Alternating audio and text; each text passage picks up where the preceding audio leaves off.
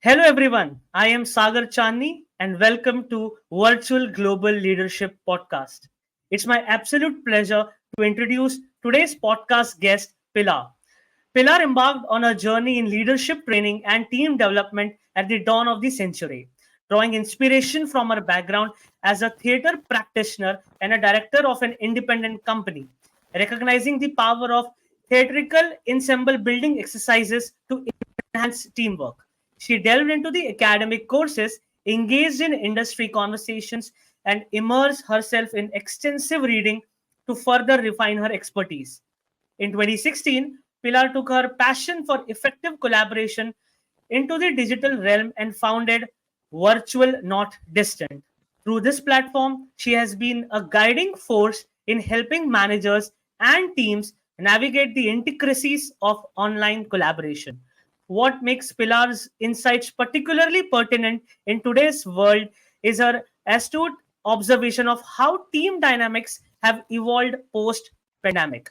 Her message has shifted from advocating the feasibility of remote work to emphasizing the critical importance of asynchronous communication in our interconnected digital age. And if that's not impressive enough, Pilar also shares her wealth of knowledge as the host of the 21st Century Work Life podcast and the co host of Management Cafe. So, without further ado, let's dive into a fascinating conversation with Pilar as we explore the ever evolving landscape of work in the 21st century. Welcome, Pilar. Thank you very much, Sagar. Thank you very much for inviting me, for having me here, for the introduction, and hello, everyone. Absolutely. I have a question here. How did you came up with this name, virtual, not distant? I can't remember, of course. It must have been. That's a great question, and I can't remember. It's I a very can. good name. No? I mean, it's very like people easily keep very simple names. So it's like virtual, not distant. So you're making a Yeah. point there. So I was like, okay, I will have to ask Already, that. yes. It was originally the title of a book. So maybe it Okay. needed that sense of capturing exactly what this is about. Then the book never materialized and it was a blog. So yeah, but definitely I must have been. I think what attracted me to looking at the virtual space was how can we be more together even by being physically apart. So maybe it came from there. But a great question. I'll have to dig out in my subconscious for an answer. Yeah, yeah. No Yeah. worries. Pilar, what according to you is the future of work? Like there are so many things people talk about AI, remote work, so many things. But what according to you it is? I haven't got a clue, and the reason why is because everything is becoming even more fragmented. So if we go back to how we worked, and I'm not a great historian or anthropologist, but if we go back to how we worked 2 centuries ago, there was probably not that much diversity in what people did to earn a living. And now it's so diverse, like the experience of, for example, let's just say a podcaster is very different to the experience of someone who cleans the bins on the street all the time, every morning. And that difference for me, I think the future is going to be like that. There's more diversity in jobs. There's unfortunately more diversity in income. There's especially somewhere like the UK. I mean, I can talk from experience. The difference in pay is becoming bigger. The accessibility to flexibility is also increasing. So I think the future of work is even more diverse than what it is Yeah. now. And for all the reasons you've said as well, also technology is going. I think something we must have learned by now is that we don't know where technology is going to take us. Yeah. So So true. for us who work and enable our work through technology, who knows?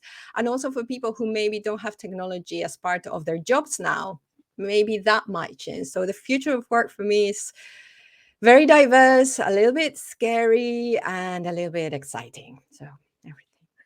And what inspired you to be to take this path of being part of supporting enabling and be part of this evolving future of work? I think it's because I am incredibly you could say curious, as in I want to know about a lot of stuff to my Yeah, detriment a lot of the time, actually. And one thing that I've always known, and who knows where this comes from, is that I want to enjoy what I do. I want to enjoy my work.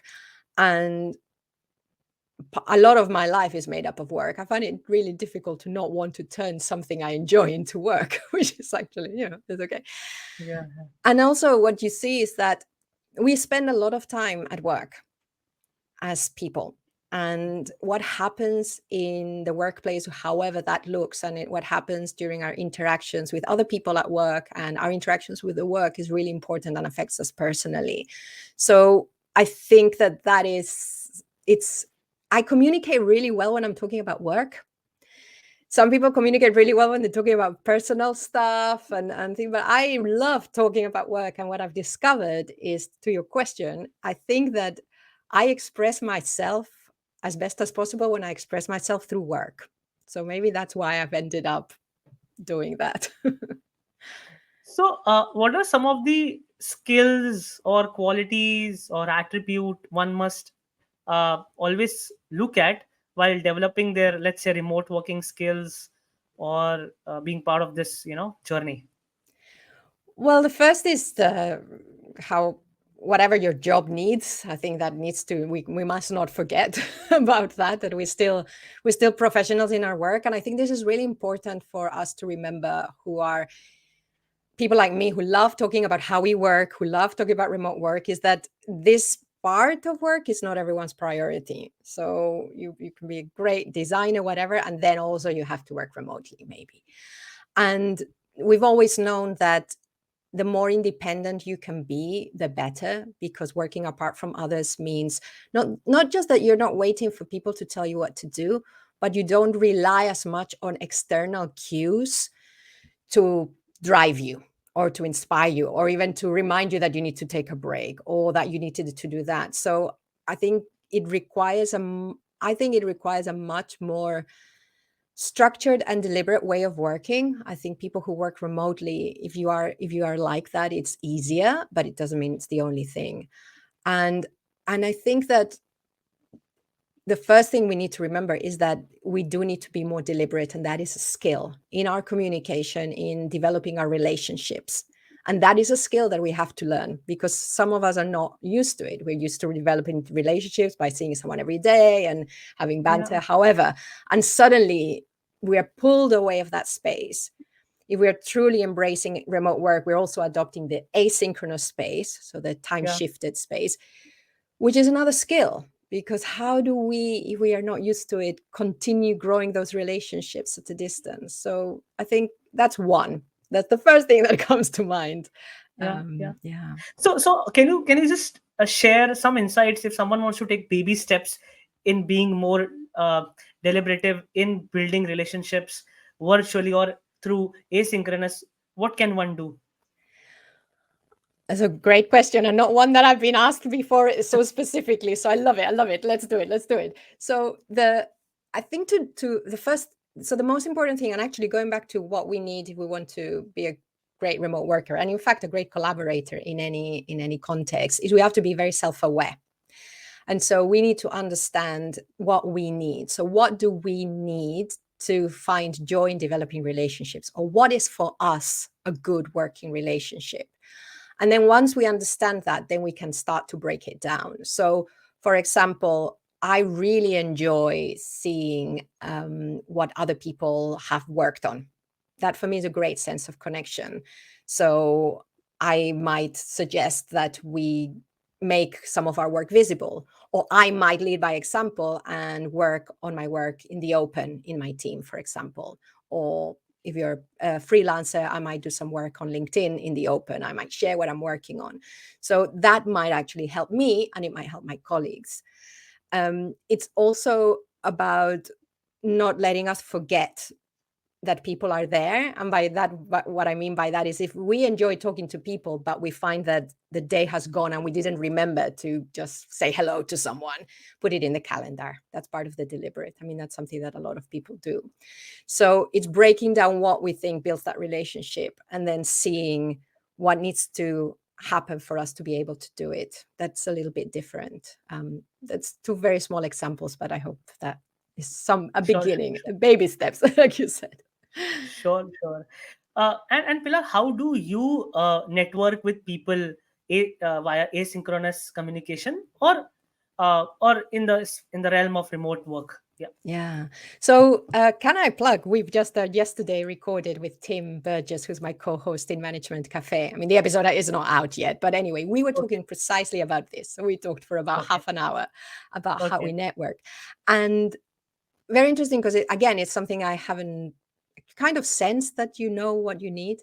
And there's lots of different ways. One is the asynchronous conversations on social media, for example, LinkedIn, but there's also the looking at people who I find interesting and then getting in touch with them. Maybe I don't do that a lot, I have to say. uh, the podcast is a great way of networking for me, and for me networking is just about getting to know what others are doing and finding out more about them. And of course sometimes that leads to some work collaborations and some work, but that's not always the main. For me, again, it's curiosity. So the podcast, a lot of podcasters will tell you, I mean, because you're Yeah, yeah, yeah, really of course. hardcore here, you know how Yeah. amazing it is. And then you can have a conversation about the great work. And, but also another thing, so something I'm doing now, so something I did many years ago with Lisette Sutherland in about, I think, 2016, was we were meeting a lot of people in the online space, people who did great things remotely through our podcast. And do you remember an app called Blab? Okay. Okay. Yeah. So Uh, App Blab was an app where events were going on, and you could just pop in, and you went into Blab, and you could just so hello, and so we'd be talking, and someone would just turn up, and you yeah. could Yeah. Yeah. invite them on the stage. And Lisette and I ran a few of these, and we were meeting quite a lot of interesting people. So we opened up a Slack. 2016, when not many people knew what Slack was, and we invited them there. And that for me was a great way of people I'd met that I wanted to gather. Another thing I did during the pandemic, I just got a few of my contacts, tried to find people who were located in different countries, and every month we came together to talk. So that's another way I create those Are you still opportunities. doing that? Like, are you No, still okay? no, because I think very naturally the interest started to disappear. You know, at the Okay. beginning, you Oh, really wanted, you were looking for these moments, but I loved it. I really, and some people met each other, which was really interesting. I like getting people together. And finally, I went on a course on writing a crime novel because that's something I'm learning to do, which I love it. I love crime novels. So I'm going to spend some time learning how to write them. And there were about 12 or 15 of us on the course, and everything was done through a forum, good old fashioned forum, like that they set up for us. And we had really talk about asynchronous conversations and networking and getting to know people. I got to know a lot about these people. Most of them were more experienced writers than I am. So someone, luckily who wasn't me, said, "Oh, why don't we stay in touch?" And so I've opened a Discord for us, wow. because the reason I didn't go with Slack, even though I find Slack easier to handle, is that the free version after 90 days, Slack removes the messages. And I think for a group like this is going to be important to keep everything. But we'll see. It takes a lot of onboarding. I don't think the group is used to the asynchronous stuff. So we'll see. There's so many different ways in which to, one, meet new people, and two, sustain those relationships, and three, broker those relationships so people can meet. Okay. Thank you, Pilar, for sharing that. What are some of the challenges and opportunities associated with remote work, especially in knowledge-based roles? Um, I think the main challenge, and I'm going to go really broad. I'm going to go Sure, much sure. broader than for the individual, and this is something that we've all always been aware, is that enabling, as I was saying before, enabling remote work to some sectors of society means that it starts to create more inequality between the Yeah. people who are able to do their work remotely or not. And that is a challenge. At the same time, the opportunity, it's almost the flip side, is that, and we've always known this, and Grow Remote is always championed this, and many other people, is that you with remote work, you can open up work opportunities for people who live in rural settings. You can transform societies. We have seen that in Vermont, in and numerous other places. And there's great people doing work in traditionally touristic places where they're trying to get a more sustainable tourism. So it is both. It is, the challenge is that you can create, without realizing it, a more divided society. And even within organizations, we've seen that. We're seeing that with this thing of some people can choose where they work from, others not. And we haven't given thought of what autonomy we can give those people. There's more choice than location in Yeah, work. yeah.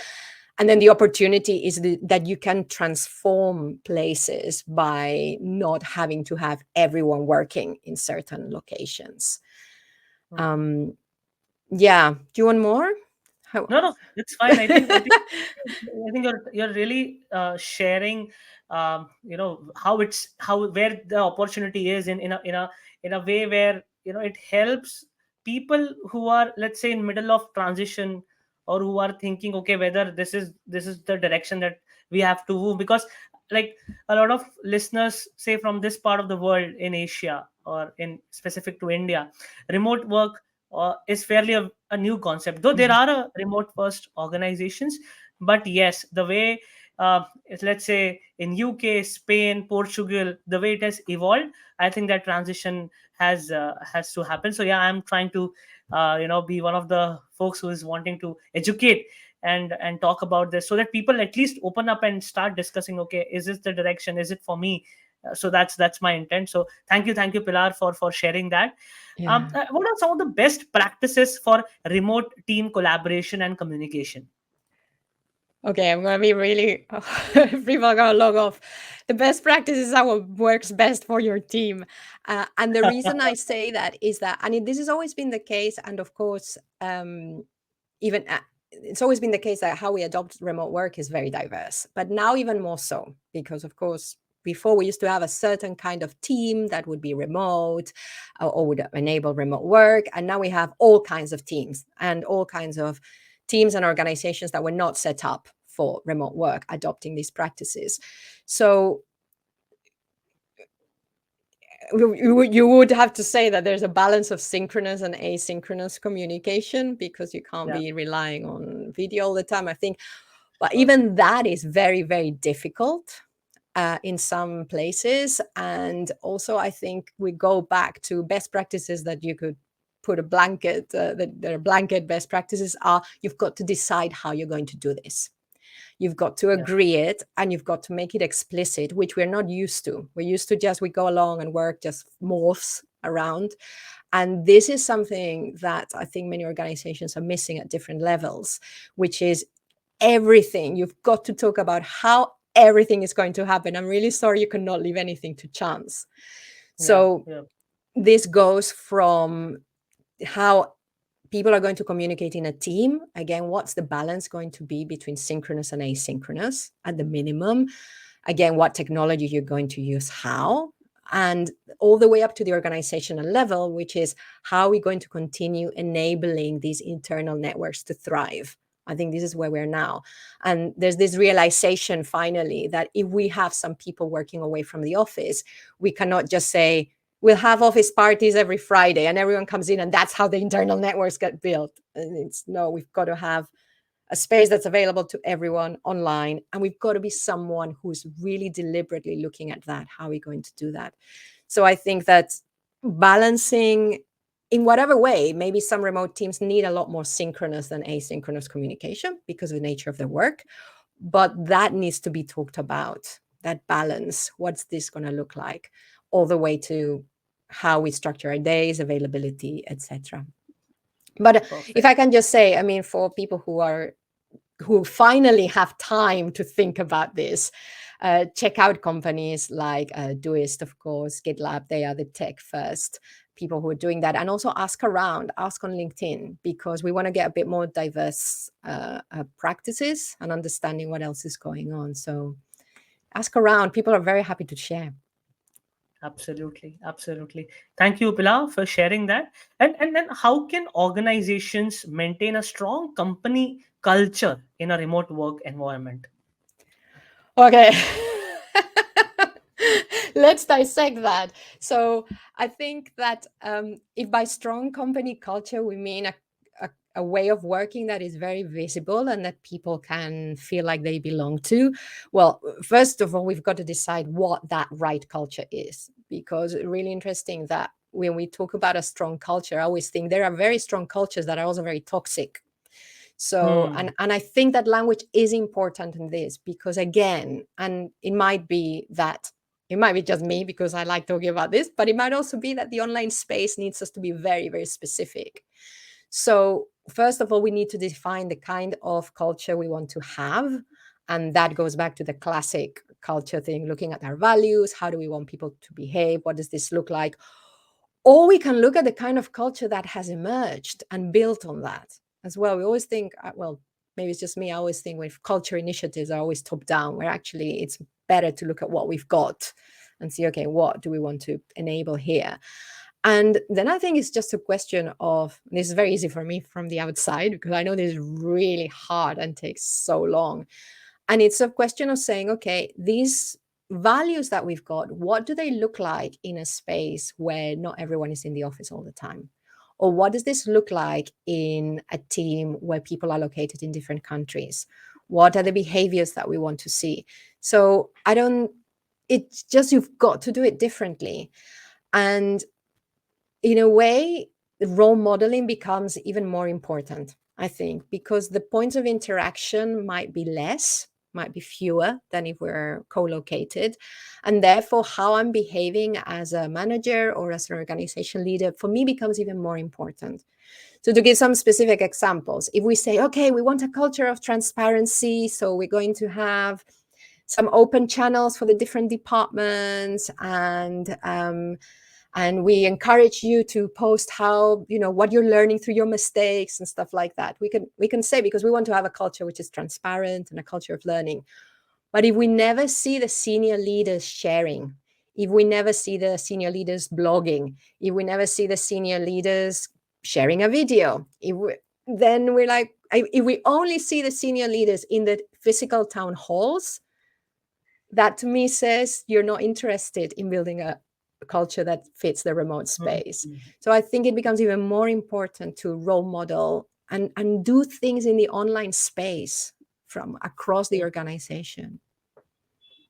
Thank you, Pila, for sharing that perspective. I just wanted to understand how remote work could be different. Let's say for a corporate who has been there for last 20 years Mhm. uh, versus a startup that is just established in the last, let's say, few months or a few years. So how that would be different? Well, again, it depends a lot, again, because also the corporates, and this is something that's really interesting, is that corporations have had a lot of them have virtual teams. They have global teams, but they might have not thought of themselves as remote. And also, you probably had people from different countries working in HQ in HQ in their location. So co-located in the office with people, but being on global teams. And I think that it could be that because there is a bit of a legacy of how they used to work remotely with those people, that they haven't maybe looked into new ways of working remotely. This is something I used to see as well, is that technology, this is before the pandemic, technology was, we were having more diverse technology, it was becoming more accessible, but in corporations, they were still working as if they had the technology from 10 years ago. So maybe that is something that might happen. Things might be slower. And also, I think technology restricts how we interact in the online space. And what we're seeing is large organizations, not always corporates, but large organizations really locking, we've seen this, their online communication systems. So again, this gives us less flexibility. It gives us less of a sense of agency. There are very good reasons for sticking to that, but it is a different experience. Whereas what you might think with a new business, a startup, a new collaboration, new partners, is that they can create an online system to communicate and collaborate that suits them a lot more, because they can experiment with different technology, they can experiment how they work. Whereas in the corporations, there might be And I don't think we realize how much that there's more stricter way of doing that, and we have to adapt to what's there. So Yeah. that's one of the things, as well as the fact that the online space, for me, one of the attractions, especially when it's done well, is that it flattens the hierarchies because everything's a lot more transparent. So I Right. think that there's an opportunity for new businesses and startups to try to see how they can continue that kind of culture moving forwards. Yeah. But it really depends, because you can have the founder of a startup who prefers to work in a certain kind of way, and then the remote work looks like, okay, everyone needs to check in at 9 o'clock. We have a video call every 20 minutes. I don't know. We make decisions only when we're all together online rather than asynchronously. So again, but on the whole, hopefully in a small business now, with all the choice there is, you can really Mm. create a way of working that, at least for that beginning team, really suits them. Sure, sure. Thank you, Pilar, for sharing that. I just wanted to know what are some of the platforms that you prefer to integrate all the work that you do online, just so that, I mean, it would be helpful for me as well, but as for the viewers who are exploring, there's so many platforms, but yeah, I would love to know your preferences. I'm really old school. It's gonna be like, you're still using that. So my favorite app is Trello. I confess Hello, yeah, it's a good app. Yeah. I love it. I love it. I love Trello. And I'm actually I'm still. I send them an email today to see what the legal ways of doing this are. But I'm writing a comic book, Trello for Hmm? podcasters, and Wow. I think it's just a great way. I mean, you can use, there's so many. I mean, Asana, and there's the Doist. I mean, you have lots of, Notion also has this. You can visualize their work. But for me, what something like Trello does is simplicity. It's very easy to work with a couple of other people. I don't work with huge teams, so my life is much easier than a lot of people's, I have to say.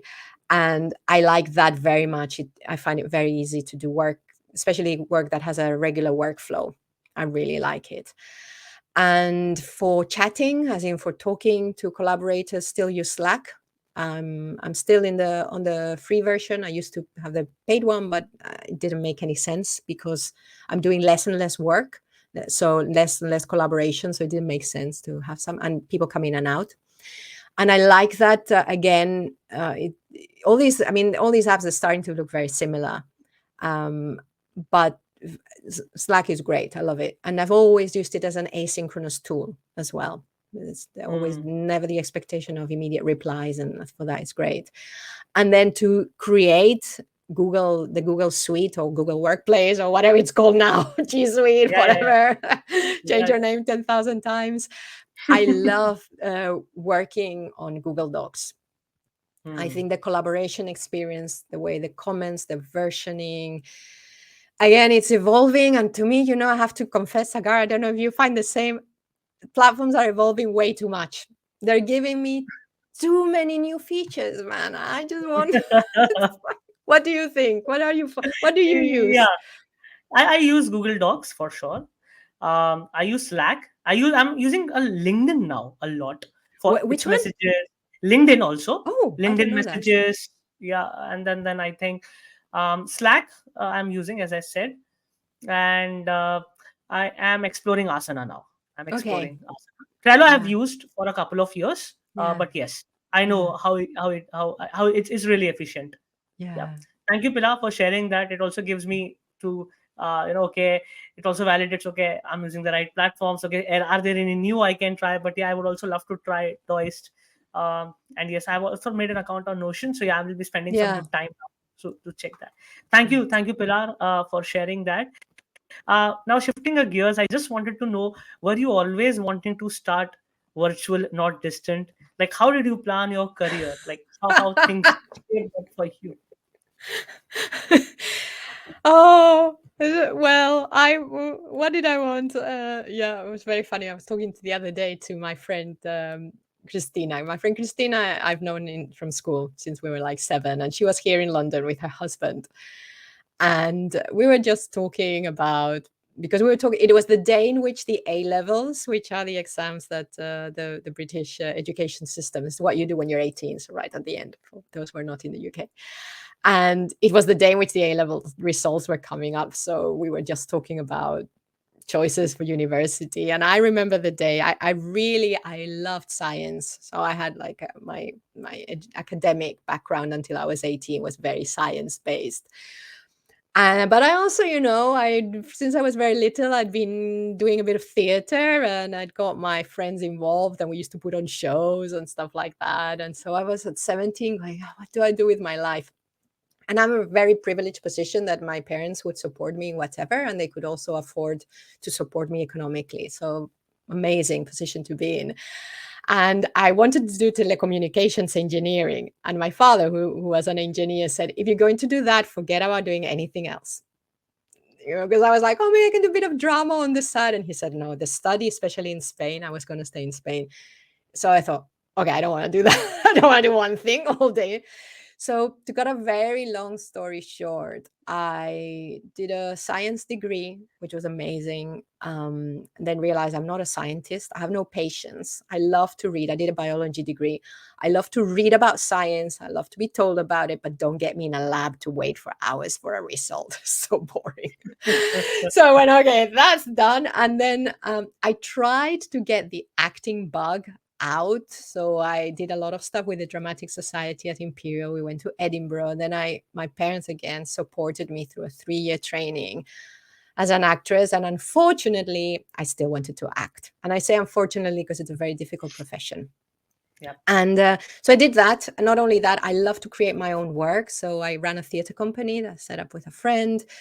Did that, also became a voiceover artist, which managed to sustain all my theater work that didn't pay.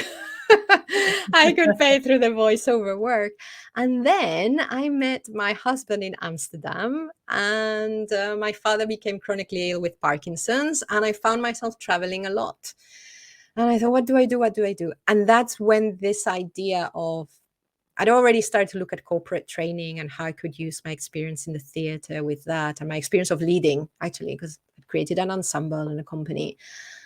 And the online space was starting to come up. So I joined an organization who I did just as a contractor who needed someone to moderate their forum, to animate their forum.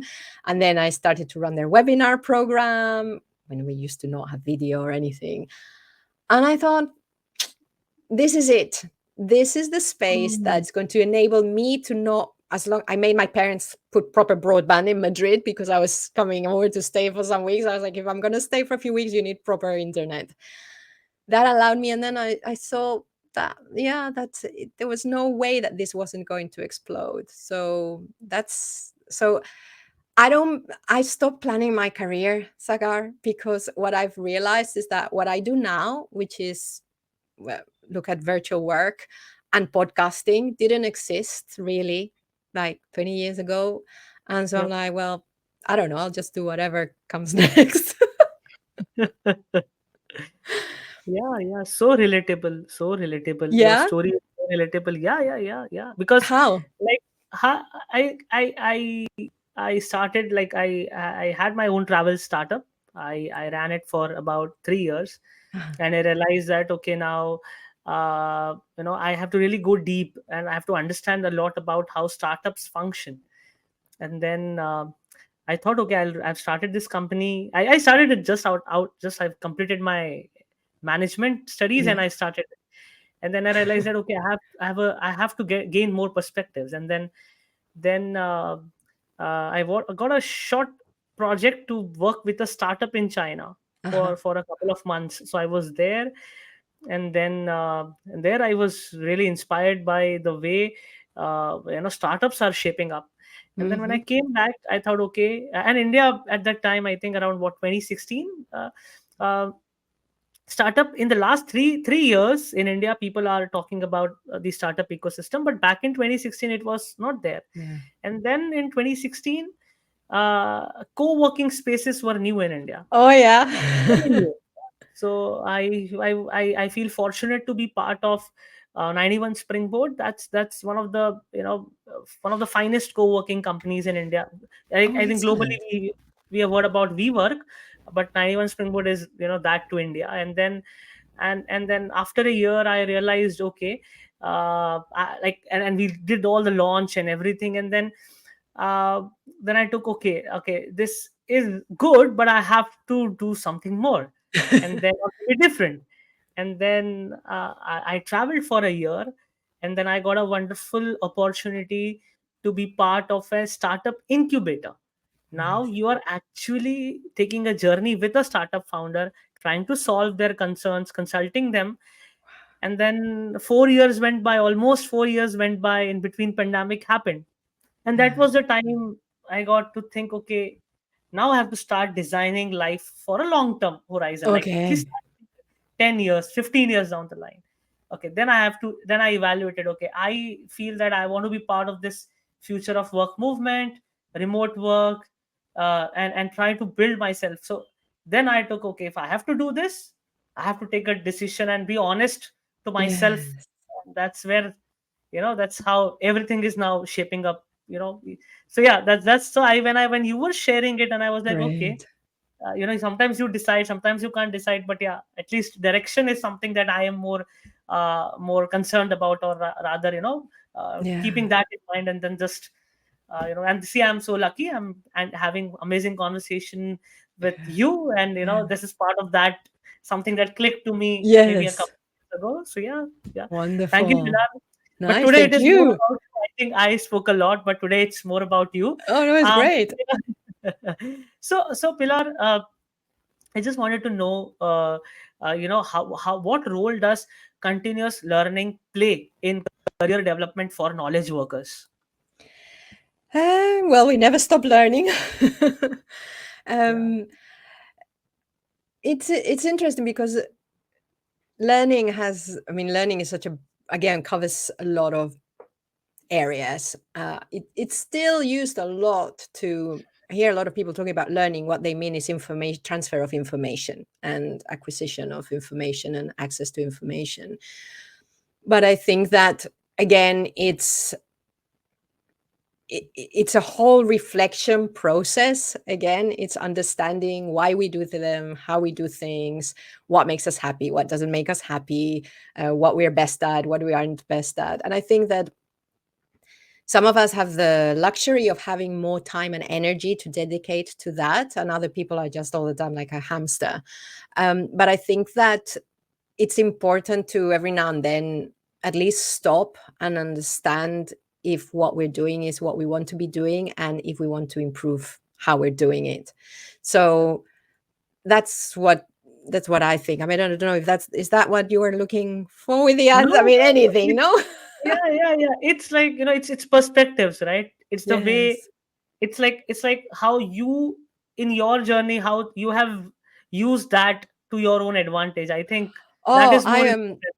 Well, going back to also the career journey. So about, okay, one thing I've done is I have always looked for opportunities to learn from people who know more than I do. So either by bringing the collaborators in that I go, yeah, you know more than me, great, let's learn, free learning, or looking for, especially when we were the theater company, I was always looking not necessarily for money but for opportunities for being mentored and coached.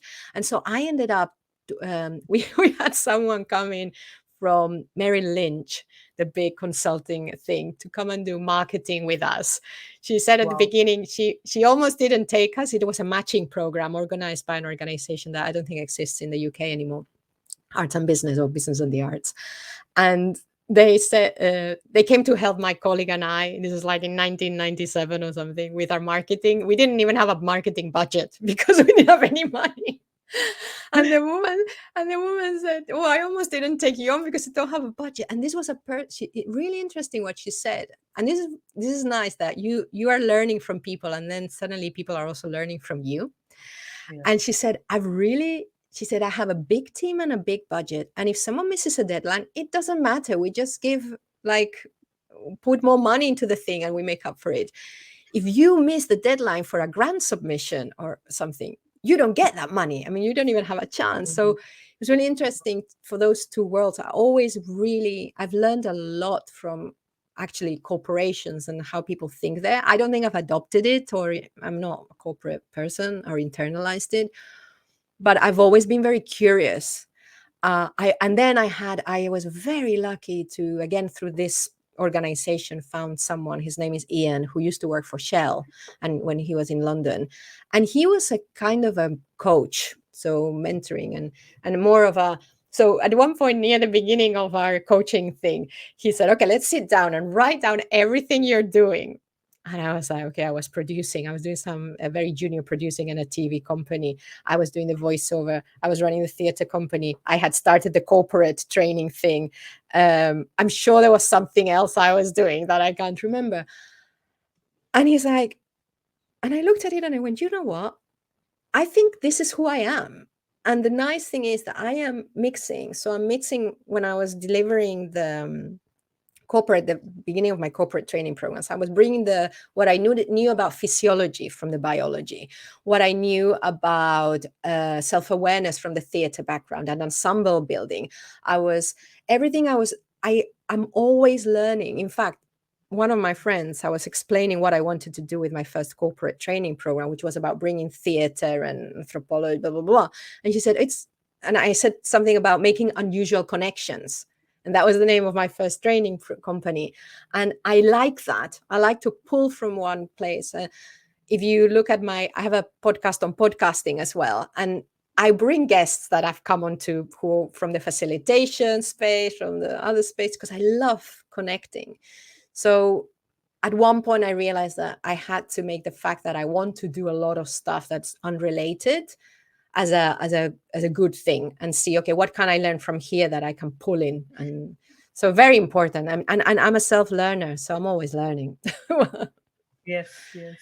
So I think you are a great community builder, if that's the right word, isn't it? I like to think I do less now. I mean, to be honest, I've always done it. So I was the one who the first theater play I did was when I was 7. And I got my friends, and don't tell me how I did it.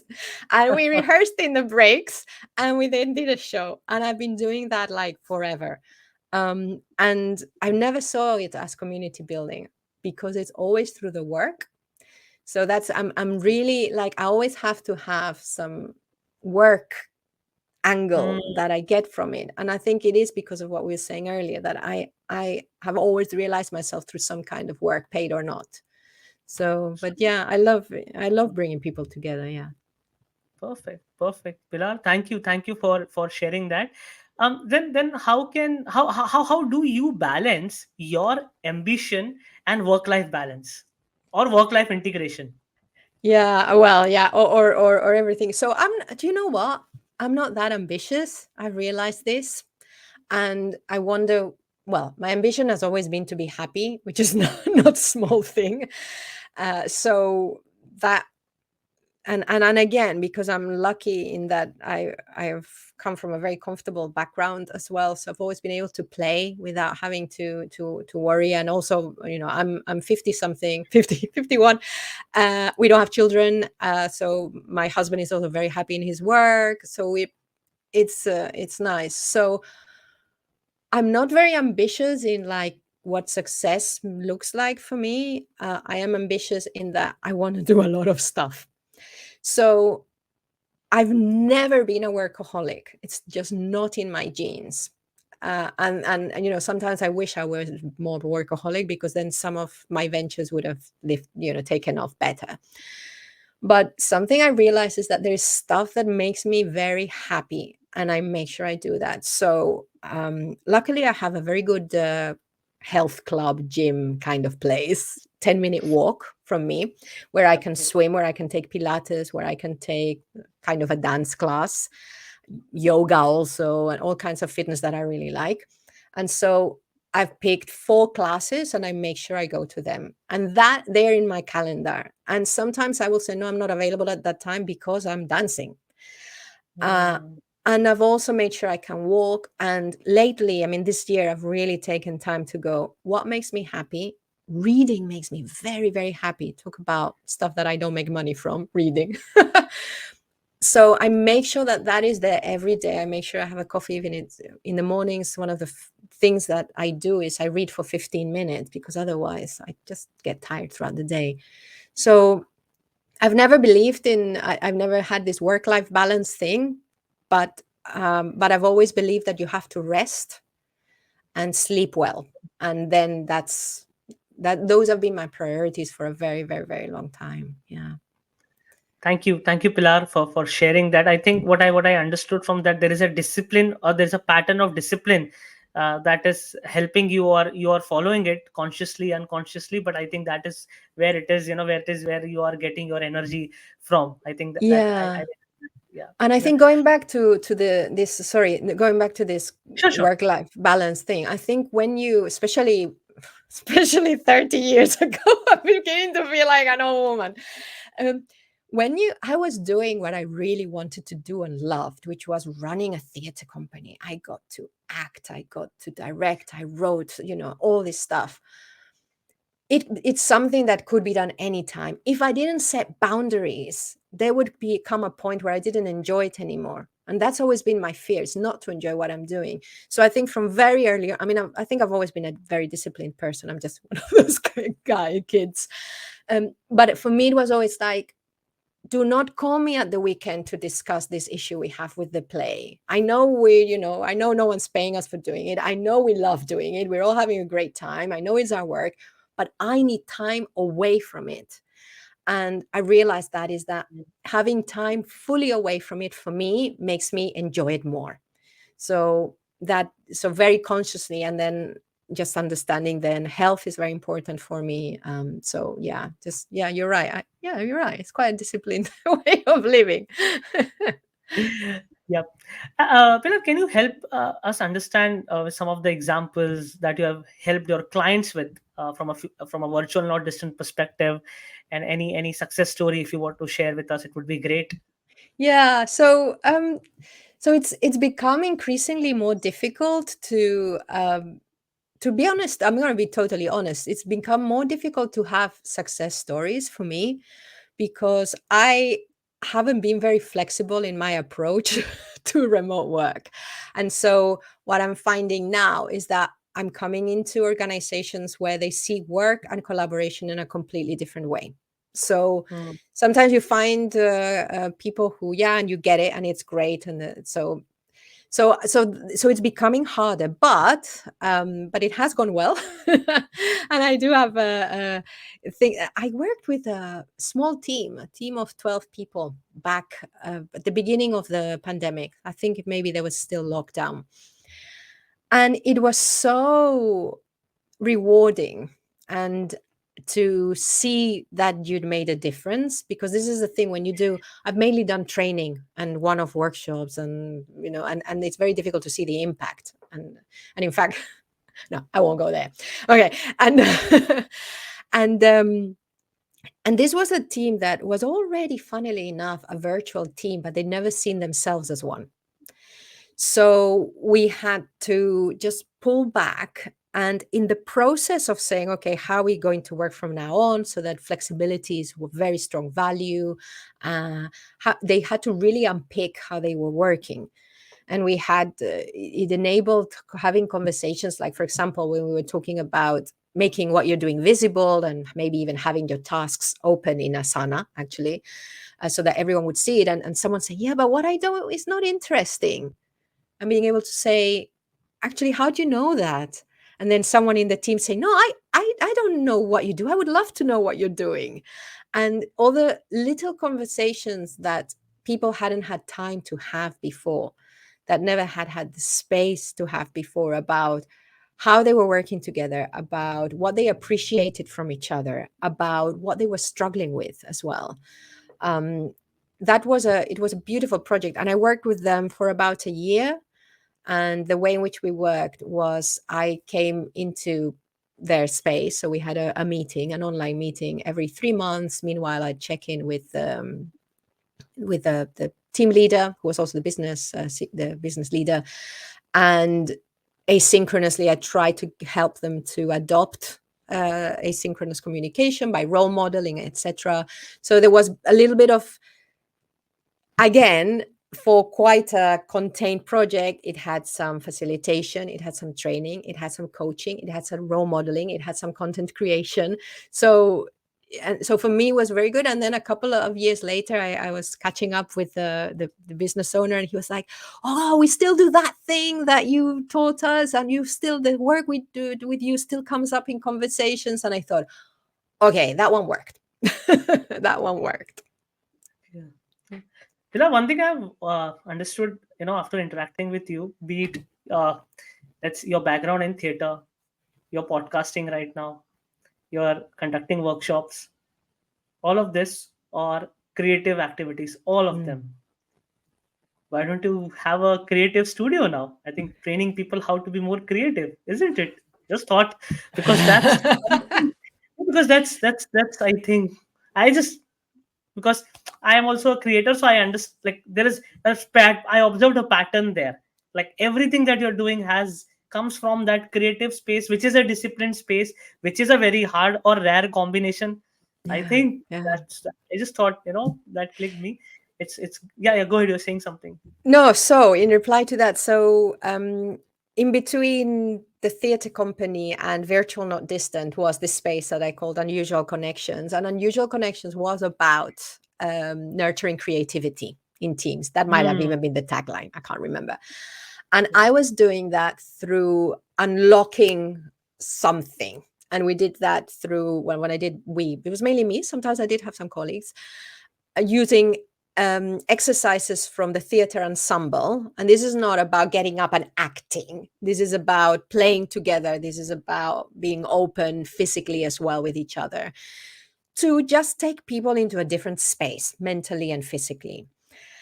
And through that would be the first step in, okay, how do we become more creative? Well, first we have to just find something else, somewhat different. And what I found is, one, that to really nurture people's creativity, you've got to be in there with them. So Hmm. it's not enough to follow a certain course. It's not enough to have a couple of interactions with someone. It really has to be embedded in the organization. So eventually I went, I'll do something else, which is when Virtual Not Distant emerged. And the other thing is that I don't think I'm good at getting people to be creative. I am good at helping people feel heard, helping people understand that they've got more potential than maybe they thought, and to safely have a conversation. So those are things that they're more of a coach facilitator thing. Um, and what I like, this is funny because for a while I wanted, well, I'm still playing with how I can help podcasters. There's so much help out there and there's lots of stuff. So, it's very difficult to find, okay, what can I do? And for a while I was like, okay, I can do this. And then I went, you know what? I'm not sure I want to help podcasters. What I want to do is podcast. So that's what I'm doing. And I think that I am a creative because I like to create. And it's not, I don't think I'm the person to help others be creative. Mhm, So, mhm. but thank you for that. It's always really interesting to see what people are seeing from you, because there might be something there in anything Yeah. I do that I can build on, that could be part of my brand, which it What hasn't I been. like about what I like about this conversation is that you're so upfront, honest, and you're open to talk about your vulnerabilities. People are listening to you live, and you're like, "I'm not good at this, so I'm not." So it takes courage. Yeah. It takes have, I mean, coming out and sharing this, it takes a lot of authenticity, and I know that you are authentic, and I know that's really added value to me in this last 1 hour. I think 1 hour has gone by, and it just felt that we are just 20 minutes Nice. in the conversation. So on that note, I would really, really want to thank you for giving your valuable time, coming here, sharing insights on remote work, future of work, your career transition, the interesting and the creative work that you're doing. Yeah. And if you have any closing comments for the viewers, it would be great if you could share. And if the viewers would like to connect with you, or you can also share how they can reach out to you. Yeah. So, Sagar, thank you very much, because one thing, and this I discovered through, it was an insight that happened when I was doing an interview for Adventures in Podcasting, and I think it was with Michelle Ong, but it has come up other times. And it's that when you host a show, like yours, and you invite people in, you are giving people an hour during which they can stop and reflect and think and just it is very important that you see that it's very this space is very special and it's very unusual, because if we think of the number of professionals who never have an hour to talk to someone about what they value, about what they're thinking, about how they see the world, and to provide that space, it's really great. So I think I encourage anyone who wants to change the world to do a podcast, even if it's just a guest podcast,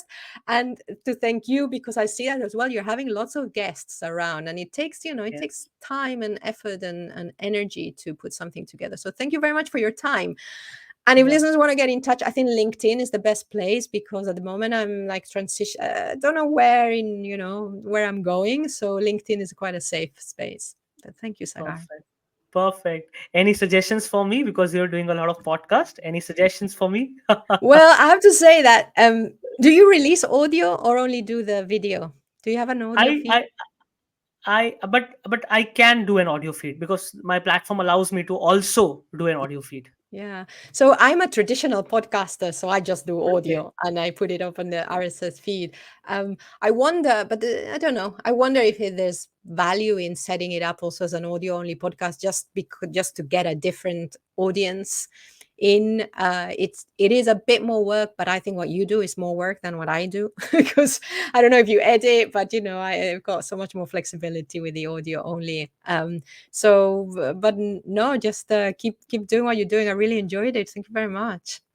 Yes. Thank you, Pilar. I think I would love to have you once again, sometime to talk about other specific topics, or maybe we can talk about someone wants to, be more creative. I think that is something that we We could can hold a talk about. surgery. We could hold like an Ask Me Anything, a That surgery could be a good session. thing. Yeah. We'll do Yeah. that. Yeah. Yeah. Excellent. Thank you, Pilar. And yeah, have a wonderful day. Thank you, viewers, for watching this.